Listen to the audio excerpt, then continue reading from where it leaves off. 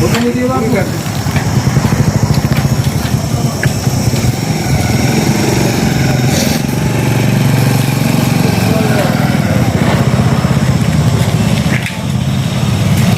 नारा द्या, घोषणा करा.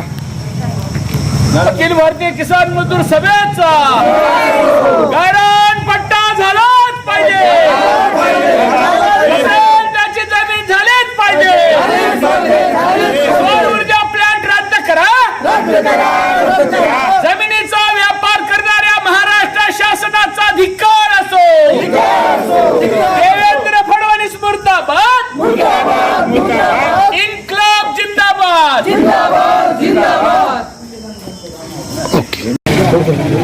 मामा, आज आपण उमरी तहसील कार्यालय येथे आज जे आपण उपोषण किंवा मोर्चा आणलात, कोणतं काय संदर्भ आहे आपलं? अखिल भारतीय किसान मजदूर सभेच्या वतीनं हा जो आज मोर्चा उमरी तहसील कार्यालयावर आणलेला आहे, या मोर्चाचा मागणी मुख्य आमची हे आहे की महाराष्ट्र शासन महाराष्ट्रातल्या तमाम गायरान जंगल महसुरा बेवारस बेचिराग जमिनी ज्या भूमीन शेतमजूर कास्त करून जगतात त्या जमिनीचा पट्टा देण्याचे 1965, 60, 70, 71 त्याच्यानंतर 80, 85 शेवटचा 90 पर्यंत अध्यादेश काढून केवळ 5% लोकांना सुद्धा पट्टा दिलेला नाही. 1965 पासून जमिनी वाहिती करतात तरी पण पट्टा मिळालेला नाही, साधी नोंदही केलेली नाही महसूल प्रशासनाने. आता नव्यानं महाराष्ट्र शासन या गायरान जमिनीवर, जंगल जमिनीवर सौर ऊर्जाचे प्लांट हजार एकर जमिनीवर खाजगी कंपनीला देऊ घालण्याचा अध्यादेश काढलेला आहे. आणि नाममात्र एकरी ₹1 नाममात्र किमतीवर 1000 एकर जमीन 1000 रुपयाला सौर ऊर्जा कंपनीच्या प्लांट कंपनीला 1000 रुपयाला 1000 एकर जमीन मिळू लागली. हा सरकारचा जनता विरोधी अभियान आहे, जनता विरोधी कायदा आहे आणि त्यावर आम्ही वहिती आहोत. ते आमचा पट्टा झाला पाहिजे, कृषी उत्पन्न वाढलं पाहिजे.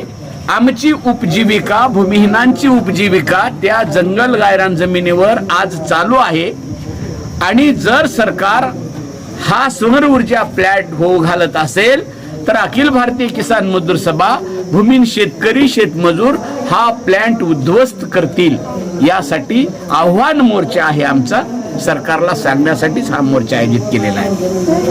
नुसतं ₹1 एकर जमीनच नाही तर त्याच्यावर 75% सबसिडी आहे सौर ऊर्जा कंपनीला. आमचं म्हणणं आहे समृद्धी मार्ग आहे ना मुंबई पासून नागपूर पर्यंत, दोन्ही बाजूंना तुम्ही सौर ऊर्जा प्लांट देऊन टाका. कृषी उपयुक्त जमिनीवर प्लांट देऊन कृषी उत्पन्नात घट होणार आहे, त्या गावच्या पर्यावरणाला हानी पोहोचणार आहे. आणि विशेष म्हणजे चारा, वैरण या सगळ्या गोष्टी, पशु यांची हानी होणार आहे. गावाची आर्थिक स्थिती धोक्यात येणार आहे, गावाचं पिण्याच्या पाण्याची अडवणूक होणार आहे. आणि ही सौर ऊर्जा प्लांट म्हणजे दुसरं तिसरं काही नाही, साखर कारखान्याच्या नावानं शेकडो एकर जमीन याच साखर सम्राटांनी काबीज केली, शिक्षण सम्राटांनी जमीन काबीज केली आणि देशाची लूट केली. आता नव्याने हा सौर ऊर्जा सम्राट म्हणून समोर येणार आहेत, त्यांना आम्ही विरोध करून त्यांना आम्ही पराजित करू, त्यांचा सौर ऊर्जा प्लांट उद्ध्वस्त करू.